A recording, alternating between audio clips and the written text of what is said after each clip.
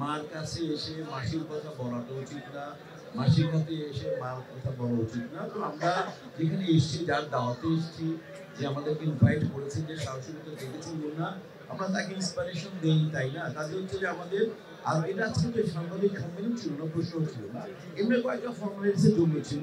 আমরা আশা করি B positive, আমরা পজিটিভ হই, আমরা কোনো আর কারোর সাথে তুলনা না করি। বেচারা তো নিজে বলতে সেকেন্ডিয়ান বলছে, ওকে বা কাউকে আমরা এই ধরনের প্রশ্ন না করি। আমার মনে হয় আমরা সবাই পজিটিভ হই। হ্যাঁ, এই সিনেমায় নিজেকে যুক্ত করার বিষয়টা যদি একটু ক্লিয়ার করতেন বা গল্পের ধরন কি ধরনের এই সময় এসে।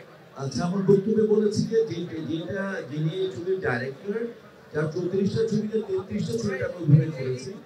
আমি যদি অভিনয় ধরন ছেড়েও নেই, তাও যদি আমাকে বাসা থেকে নিয়ে আসবে, আমি ছবিতে অভিনয় করতে মানে আমি বাধ্য হবো। বৈজয়ন্ত খোকনের সাথে যা আমার সম্পর্ক, সেটা পৃথিবীতে আর কোনো কারো কোনো ডিরেক্টর আর্টিস্টের নেই, কাজে আমি বাধ্য।